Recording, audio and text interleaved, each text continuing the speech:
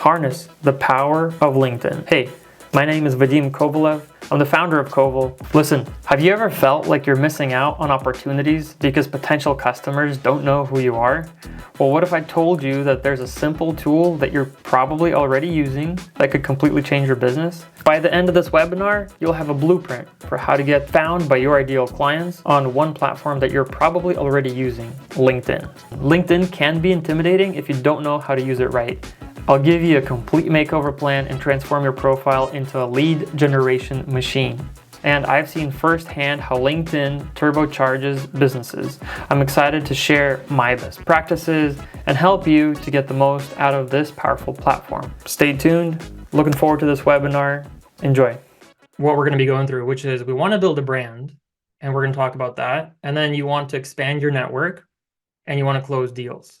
So at the end of the day, you want results as a business owner, or as a salesperson, as a person part of the marketing team, whatever your role may be. I think everybody will find value in harnessing the power of LinkedIn. All right. So I wanted to start out by sharing a quick story that happened to me personally, and this hopefully cements in your mind the value of the tool that we have in front of us, which is LinkedIn. So this is a real message in my personal LinkedIn inbox, and it was, as I put on here, I'll just read it to you. Inter4 projects. I was like, okay, what's this message? So I open it up and it says, "Hi Vadim, I'd like to set up time to discuss a potential upcoming project for Inter4. Please reach out to me to set up a time. Cheers, Kim." I wanted to share this story right up front in the presentation because it's exactly what happened to me. I have a screenshot here of my personal inbox in LinkedIn. And I just want to say that it depends on what your role is in your organization, but there's a lot of power in LinkedIn. And the quick story, the quick point is LinkedIn works. Specifically, in this case, we were able to work with Inter4, and that relationship was really started by first building a brand on LinkedIn, and I'll explain how and why that happened for myself and for the business. Basically, then what do you do once you're building brand? How do you then convert what you're doing on LinkedIn into very actionable, tangible steps that lead to results? And this is a quick story to help. So look, the wood world has a lot of business needs, right? And so a lot of the businesses that you're part of today want to build brand recognition. They want their brand to be known in the market segment of the wood world where they're going to get leads, they're going to be able to close deals and have market reach. Your brand, you specifically want to communicate your capabilities of the company that you're selling services or products for. You want to expand your personal network, which in turn expands your company's network. Expand and build your sales pipeline and eventually close the deals.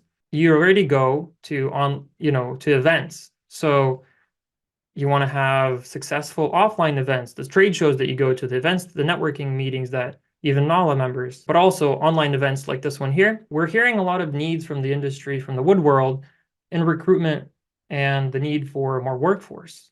So that's another big need. Business wants to build their credibility, and a couple more important messages specifically for the wood world, because that is the focus of Koval, the company that I founded. You want to also, communicate to your local community and have a social outreach program, let's say. The wood world has an amazing sustainability message that needs to be told. And along with that, you have a reputation to manage. So these are some of the key, let's say, needs of our industry and the businesses that we serve on a daily basis at Koval with my team. A little bit about myself. My name is Vadim Kovalev, and I founded Koval. It's been a number of years at this point, but one of the things that helped grow the business was specifically utilizing this tool, LinkedIn. And I'll get into some of the technicals and the mindset of how I've done it for myself and the recommendation thus for you. There was two major components to the LinkedIn platform that drove results for Koval. One is my personal LinkedIn page, and one is the Koval page. I encourage you to follow along. Hey, we're always growing, we're always adapting. We're improving. I wouldn't say that I've got the craziest following so far. My personal page, as the screenshot from yesterday, or we're preparing the presentation, has 4,000-ish followers. The company page is somewhere between 1,000 and 2,000 followers. So we're pretty early stage, I would say, in building our own LinkedIn and growing our brand. So, but these are the tips and tricks. These are things that we've learned, would love to share with you. And at the end of the day, the big why. I'd like to start with that. At Koval, our mission is truly to improve the lives of the people in the wood industry globally. Something I'm super passionate about. I could talk about it a bunch. So the folks that are here listening to the webinar today, and when you're listening to the recording later, that's really what drives me and drives our business. And for that reason, I'd love to get into the weeds of LinkedIn specifically. Vadim, just for a second, what was the if you can tell me, why did you focus in the wood world and the wood industry? That's an awesome question. I guess I could go back to my intro slide here and share a little bit of backstory, Paul. Coming out of high school, I was interested in a mechanical engineering type position, and how I ended up in the wood world, or how I even founded Koval. I didn't know what a digital agency was. I didn't know that there was a need, let's say, but as an intern and growing into an engineer, I was able to actually travel the world, went to Australia, uh, New Zealand, Japan, Europe, Russia, all over North America, and was going into wood production facilities such as sawmills. And also, well, that's from a technical perspective, and installing these 3D scanning optimization systems that help in a sawmill break down a log and make boards, right? So you need a lot of measurement and automation control devices. So that's what I was doing from a technical perspective. I was really intrigued, like when they go to, let's say, these events or these trade shows. I loved media early on, and I brought my video camera, or the camera I had at the time, to the different engineering job sites that I was sent to, and was starting to film a little bit of video content here, or take some pictures there. Once that footage started getting out, people were like, "Man, we've never seen the inside of a sawmill or how a carriage works." I was like, "Huh, that's interesting." And so that was kind of the inception point, Paul, about the whole media, and then the focus on Koval being a digital agency focused on the wood industry made a lot of sense, because I basically was able to draw a Venn diagram, if you will, in my mind, but really it was on a whiteboard. And I was like, okay, well, I know the sawmill industry, the wood products world. I love people, I love communication, and I love media. So where do those three intersect? And the heart of that intersection, I didn't know what a digital agency was, but I was on a search to find what that was, and it took 4 or 5 years of journey, and helping businesses grow through telling their story. Back to my experience going to trade shows, we started producing content for companies that they were able to leverage and put on their trade show booths. They were able to post on their website and start making sales. And once I heard the results and the impact it was helping, the video production was basically summarizing and building credibility for people. That was the inception point, Paul. And then fast forward to why is LinkedIn and all the other digital tools and things relevant? We live by and question everything we do by this statement here. Does it really serve the people of this industry? And when I say people of this industry, I quite literally mean every single person on this webinar, because either you're directly in the wood product supply chain, you're making lumber, beams, anything with wood products directly, or you are a company that supports the wood product supply chain. So it's the vendors, it's the folks who write the software, it's the folks who make the machines.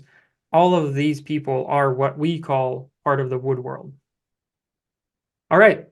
So when we think about, tackling some of those big needs that we have in front of us, in front of you at your company, well, there's a lot of tools out there.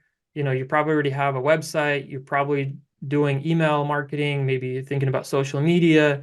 You're probably going to events and doing trade shows. Well, I'd like to kind of point that LinkedIn is just a tool in your tool belt. And keep in mind, our wood world is a very relational industry. I'll get back to those points a little bit later, but I just want to kind of contextualize what we're talking about here. Listen, there needs to be a mindset shift around the LinkedIn tool specifically. Yes, historically, it may have been a job board, but it's not just a job board. We're going through this presentation and talking about specifically how to use it for business growth.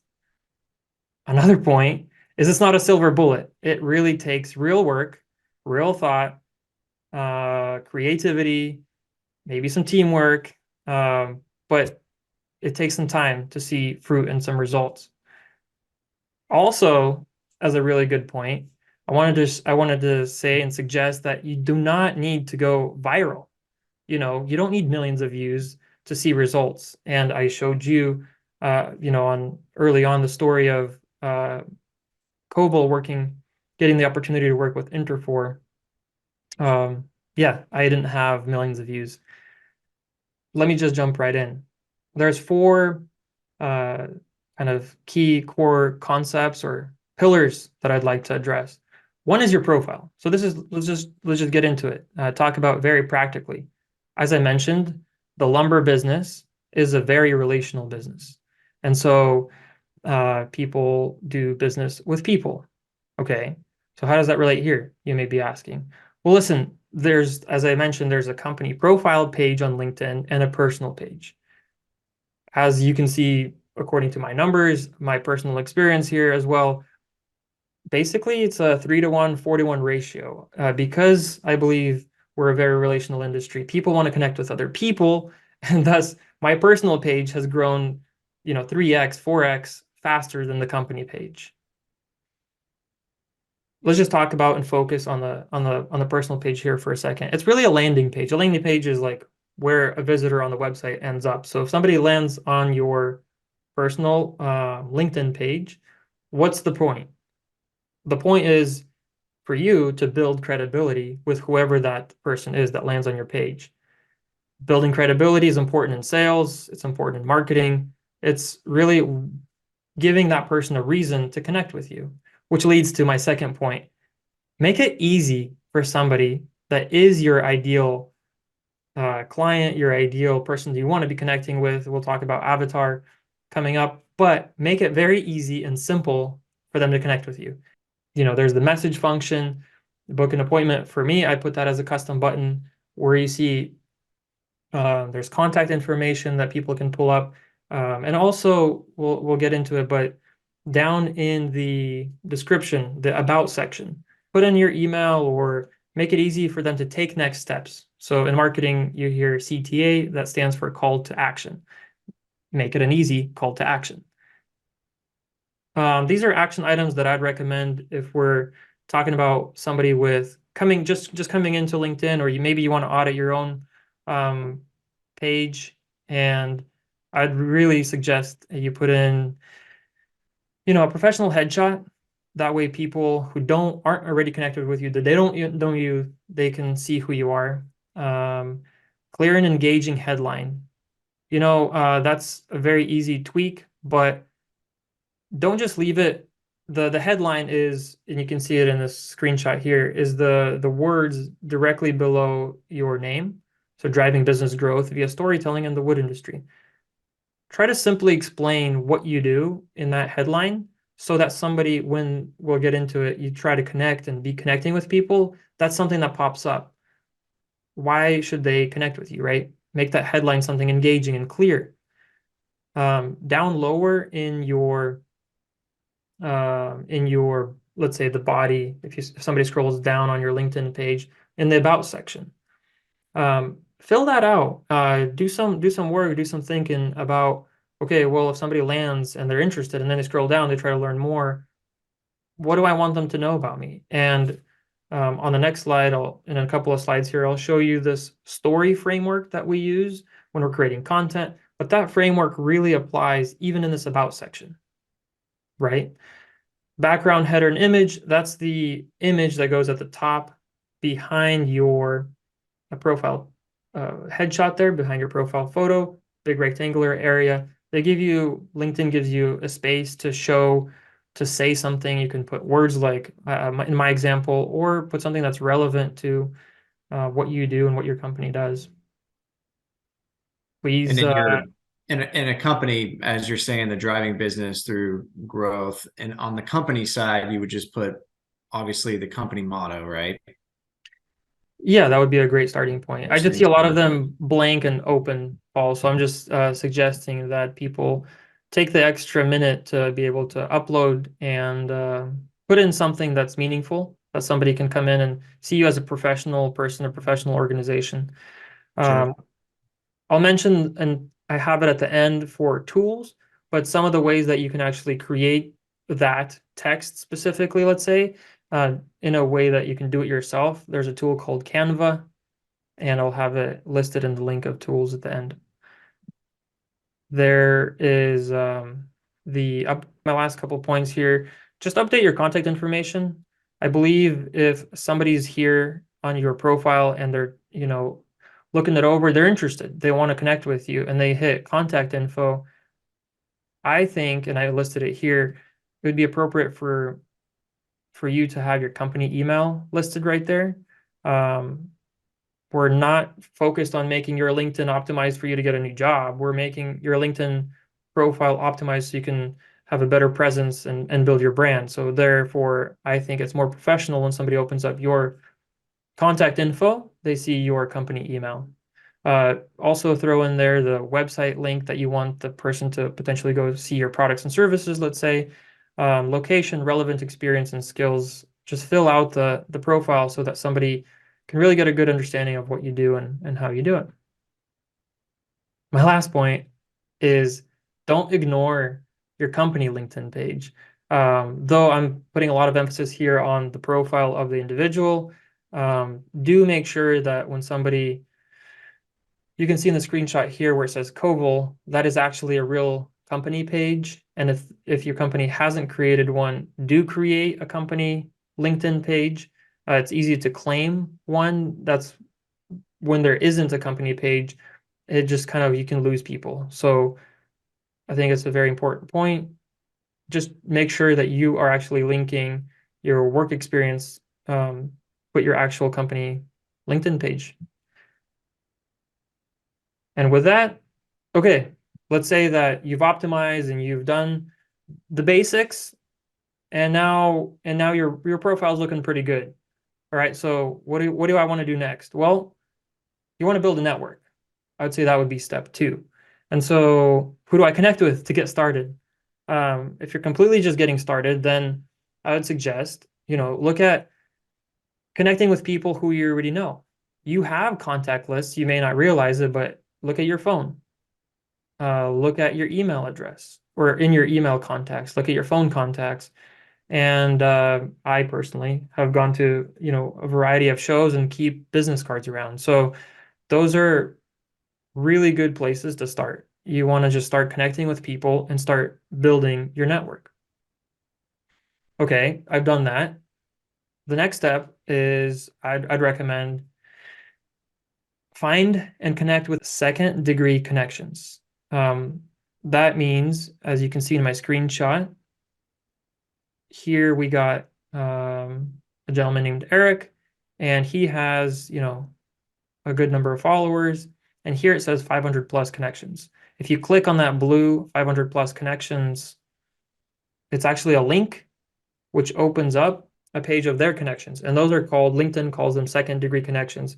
People who you're not directly connected with, but you have a second degree connection, meaning if Eric in this case was connected to people who I potentially should be connected to or would be interested in having a connection to, that's a great place to then expand further from your current network. Connecting with association members and specifically their leaders. Eric is leading the SFPA.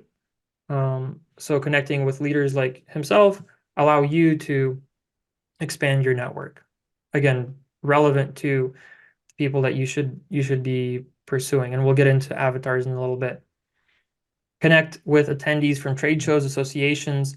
I would really encourage everybody from attending today's webinar to connect But also, I mean, you're going to events, you're going to trade shows. Make it a routine for yourself to, when you bring back a stack of business cards and folks who you had great conversations with, reach out to them, connect with them on LinkedIn.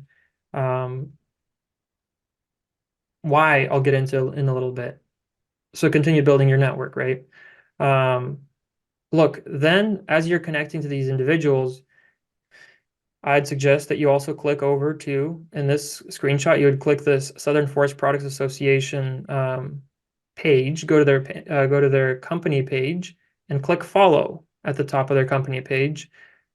That really is what builds your news feed. So when you log into LinkedIn and you see a bunch of, things that are coming through on your feed, for it to be very relevant, follow companies that you want, and then that'll be popping up into your news feed. Another way is diving into your own network. You can see that if you click My Network at the top of your LinkedIn page, LinkedIn starts suggesting these different people to you. I'm not saying all of them are going to be super relevant, but I want to show you that it's there. I'll show you an example of the pro tip I have at the bottom here. But when you do click connect with somebody who you're not connected with yet, please, please, please make sure you click add a note and make it personal. Don't make it salesy. I've had some funny situations where people would reach out to me and right away try to put in there something like, I'm going to send you a data sheet. And then as soon as I hit accept, they blast me with data sheets and links and they want to sell me something. And it's just like, guys, like that's not how it works. So I would highly recommend just be personable with people.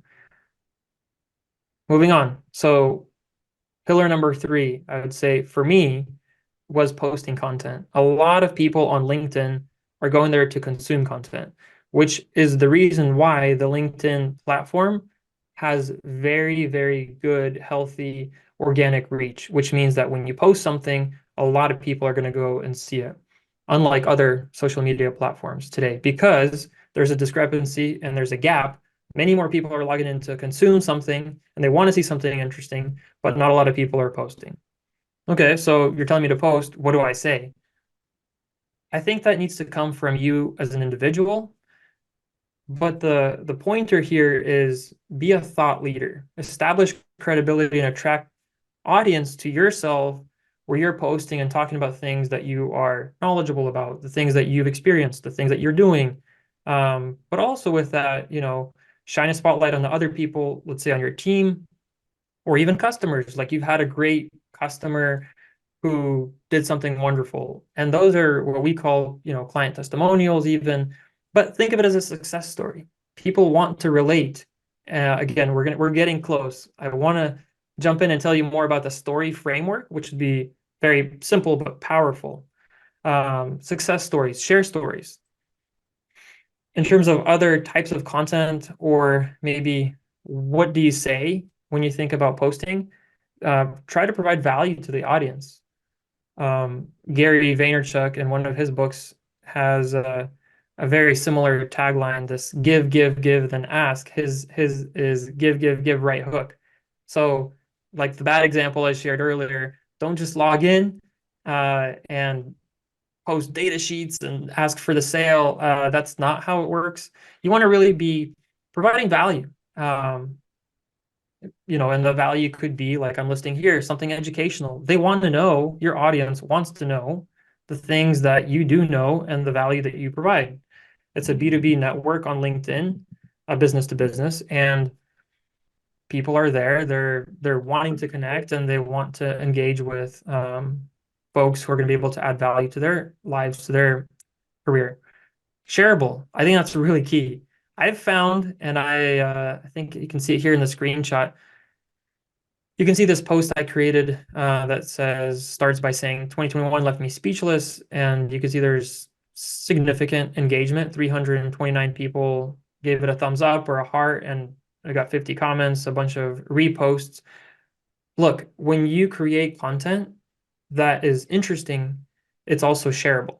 So you want it to be shareable because then if somebody reshares what you post, that builds on my first point. You're a thought leader. It's something interesting, entertaining. That particular post, you can click on that link when you get these slides, but it'll take you to that post.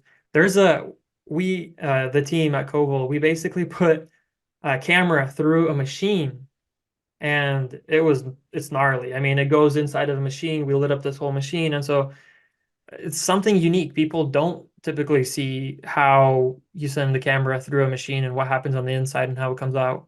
So posting things that are interesting to get a reaction from people usually is also super shareable. Let me get into the story framework quickly.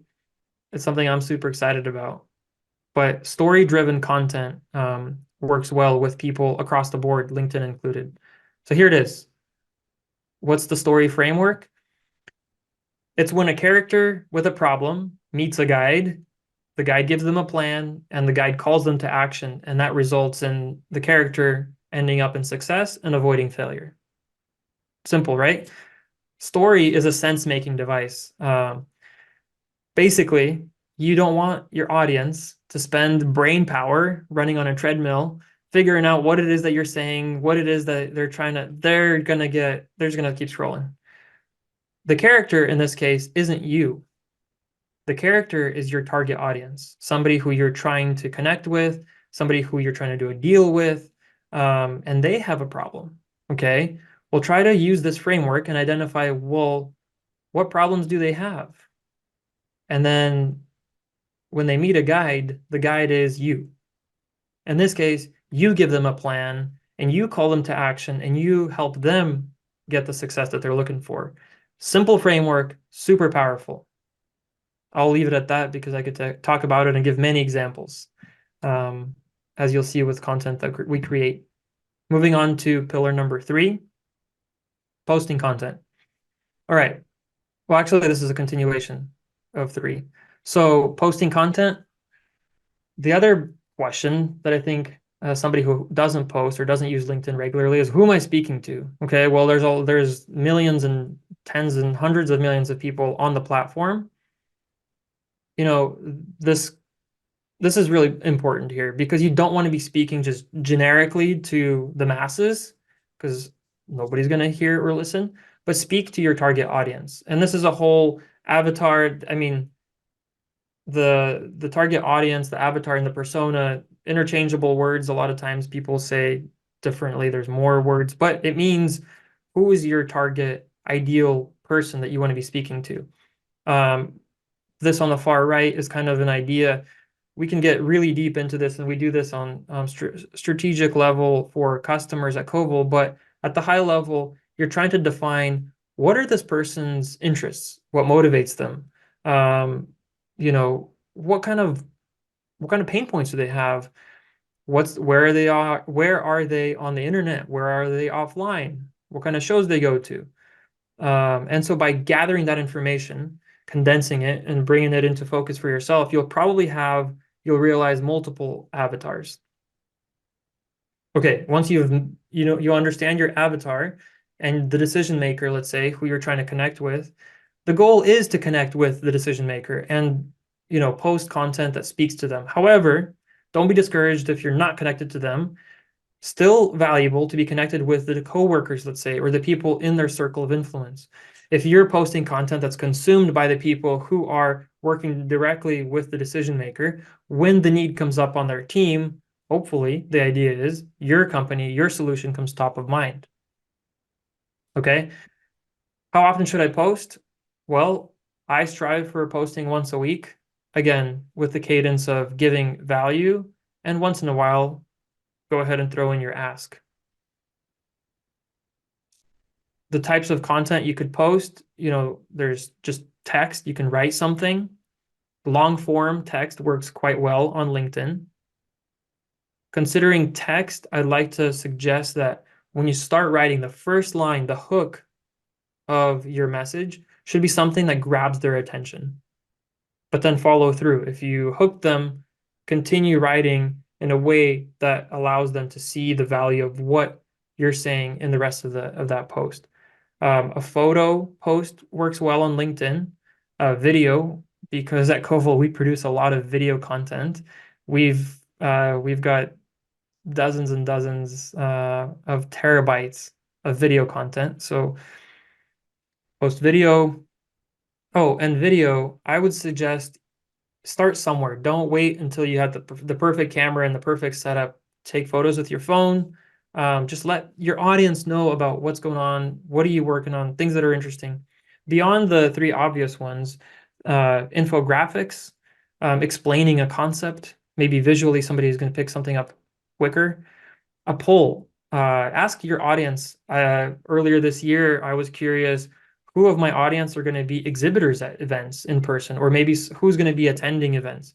That gives me a feel for, okay, well, if actually the results from that poll, I had 65% of people who responded had said, we're going to be exhibiting, not just attending. Okay, well then I wanted to follow that up with providing value for the folks that are going to be exhibiting, what you could do, how you should communicate. Polls are interesting. Contests. I've run a contest where I've given away Leatherman knives, for example. I took a photo of a mass timber beam, I believe it was, and then was asking for people to comment, guess the weight of the beam. I think it was what it was, and then we picked a winner and sent him a Leatherman knife. Anyway, just be creative. The point with that is post things, be creative, think outside the box. Um, Lastly, on the point of posting, engage with the people. When I do a post and I see that there's traction, I mean, have your alerts on your phone if you can, or just check into your post. The engagement, when people start commenting, I try to react to them. I try to say something about what they're trying to say. They said that something's super interesting. Cool. What did you find interesting about it? And just engage with people in the comments um, of your posts, but also be engaged with people who are posting from their perspective and let them know how they're doing, or in comments, write things that are valuable to them. As far as key takeaways, this is kind of something we've identified as our best practices. Upload your photo and your video specifically directly to the platform. So when you go to post, have your files and upload them into the platform instead of sending people off the main platform. LinkedIn wants any platform, social media platform for that matter, doesn't want the person engaged in their news feed to click on something and they're gone. They're going to head to YouTube and then they're going to get recommended other content and they're going to be lost. Thus, LinkedIn and other platforms prefer that you upload content to when you post instead of sending their audience off. Tag companies and people with the @ symbol. That's pretty straightforward when you're talking about them. Okay, great. Now you've been posting content. You have a great profile. You're building your network and you're posting content. Well, what do you do now? Well, like what's the point of all this? Well, let me tell you. So I don't think I'd be posting just for fun, for the heck of it. This is a business tool, and it's working well for us. So this is one way to convert and get really into the reason why you post. So beyond building your network, how do you convert people? So let me just dive into this. So example here was a recent post I made with, let's say, some video content, and then I had some text. I give it a couple of days, a week, and the algorithm then shows it to less people, and you can see a drop in the viewers. So this post was, I don't know how many days after I posted, but it had 2,600 impressions.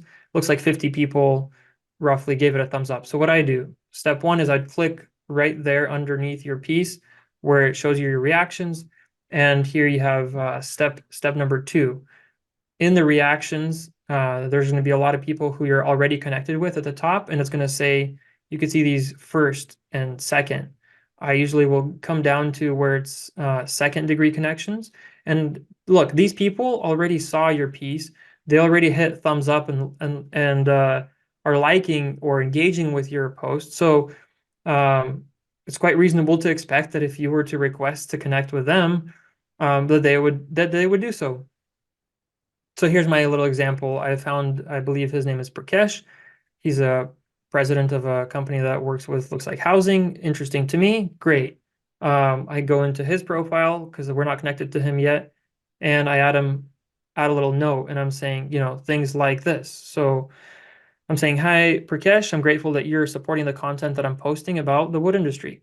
Curious, what specifically caught your attention? Also, very interested to connect with you and learning more about what you do in sustainable building materials.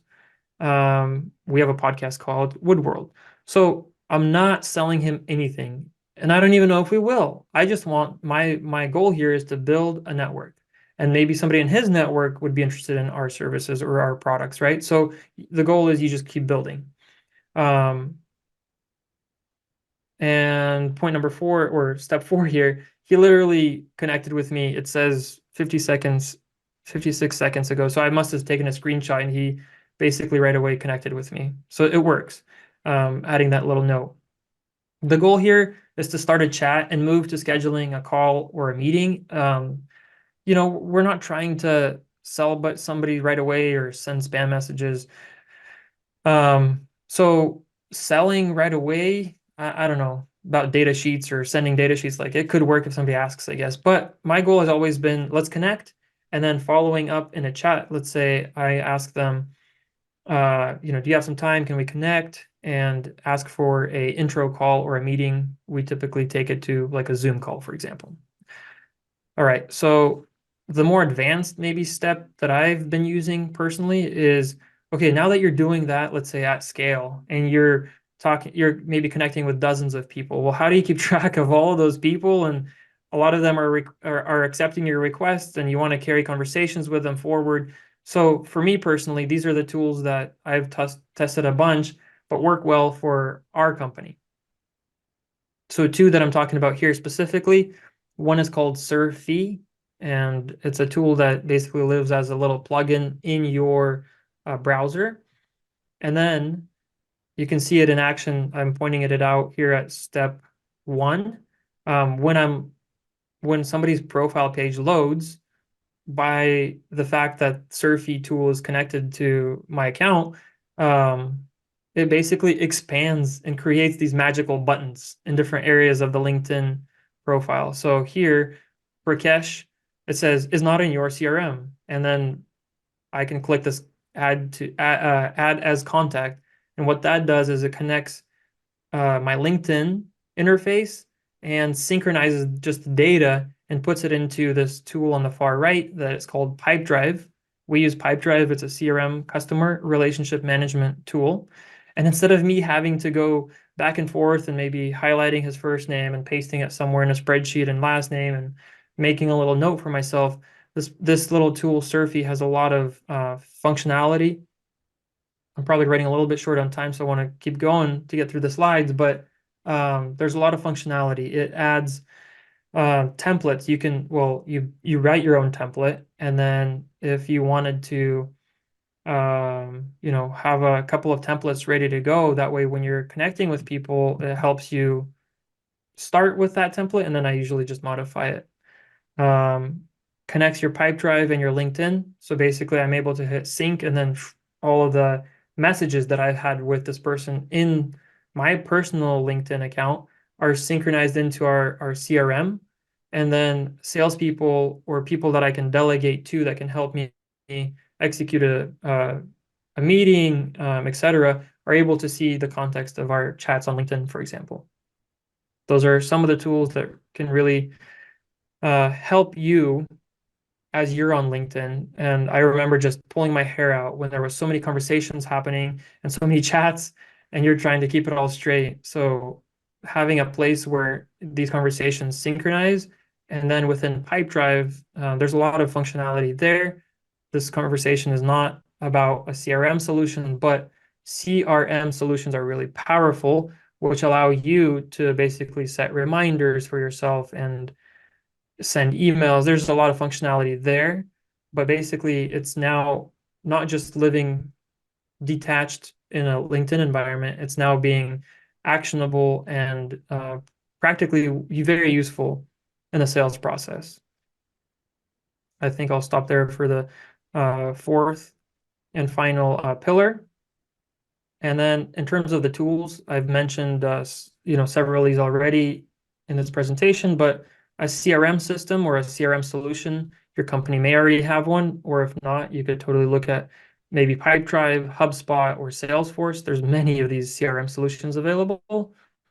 The Surfy tool is the little tool that allows you to synchronize the LinkedIn profile into your CRM and the messages and many other little features that just saves you time. So please look into that. Canva, I mentioned.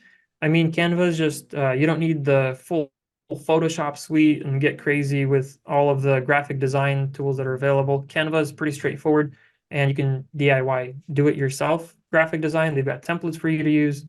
Calendly is a great little tool, allows you to synchronize, and it synchronizes your calendar and your availability. And then you can click somebody's Calendly link and somebody can book time to meet with you when it's convenient for when you have availability and convenient for them, instead of going back and forth in an email trying to schedule time to meet. Usually takes multiple 4 or 5 emails of syncing up on times. There's more advanced topics. You can go research these, or if you want, have a conversation with me afterwards. But more advanced topics would include things like ads. Yes, LinkedIn is a platform that sells advertising. You can consider that to grow your page or your business page. LinkedIn has a sales navigator tool that bolts on the back end, allows you, with a subscription, of course, they allow you more insight, allow you to see, I believe, more profiles. They allow you to connect with decision makers. And there's just a whole other back-end platform on LinkedIn called Sales Navigator that you may be interested in for a more advanced salesperson operator under LinkedIn. LinkedIn has InMail, which is their own version of basically an email as a giant message. You can write a really big message to somebody with InMail. They also have LinkedIn has groups. There are groups that I think are beneficial, and newsletters. Your company can start a newsletter and push that content out there via newsletter. So those are topics for another day. And with that, I just want to turn it over to you, Paul, and see if there's any questions in our audience. Yeah. So, and Vadim, I'll point out too, as we prepared this, or you prepared this presentation and asked sort of my feedback on what I was interested in. And as you spoke about earlier, it's not just a job, platform. It's also personal and, more importantly, company. And I had discussed with you that I personally get earnings reports from companies, their new products that are coming out. Some companies give weekly reports, panel reports, lumber reports, all different types of things in the within their company. And, because we are a small industry, I think it's very important for companies and individuals within those companies and all of NAWLA members to have a strong LinkedIn page, and stay in tune. So not only can you post and people see it, but we all go to the same trade shows. So once you post something, as you said, you give your booth number, or you give a new product that's coming out. That person has something to go to your booth and then discuss what you've got, and then it already leads into sales tactics and and so forth. So with that being said, there is a question out there that should your business have separate profiles for branded products, or separate profiles for their market data, or whatever it may be, versus just their standard page. So Sure. I see that's a question out there. Can you repeat the question just so I understand it? So the question is, should your business have separate profiles for branded products? I guess that's maybe something that I'd like to look at a case by case basis. We do encounter some customers that come, and we worked with multiple companies where we either recommend them to have unique identities for their brands. In other instances, we recommend people move and merge the different pages that they have into one cohesive whole. I would say, Paul, that it's hard to give kind of a generic answer here. It just depends on your business strategy. And do you want your business to be perceived as one entity, or do you have multiple entities that come up to a parent umbrella company? And there's ways to connect an individual page or a brand page, like the question's asking, to a parent company. I would look at the details, and if somebody wants to follow up with me, I'd be happy to kind of give my 2 cents there, Paul. Gotcha. Is as you're with my company's own page, there are options to send out to all your network, hey, follow my company's page. Hey, follow this. What's your experience there? And is that something that works really well? And how often should you share that with your with Sure. everybody that you're linked in with? Yeah, I've been doing that.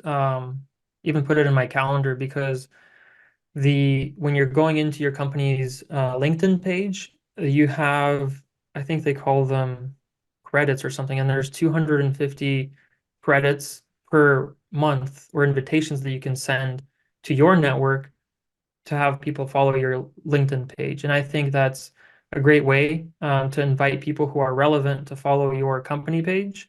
Um, so yes, definitely. I make it a point myself to invite people that are joining my network or my followers on my personal page. I invite them, like I say, once a month, you're given a new set of 250 invitations, and I try to utilize those as well. Thanks, Vadim. I appreciate it. Thank you for the presentation. Again, we as NAWLA members, we look for content like this that can help us, all of us, grow as an industry, as companies and individuals. So I appreciate everybody that attended today, and all of those that will watch in the future.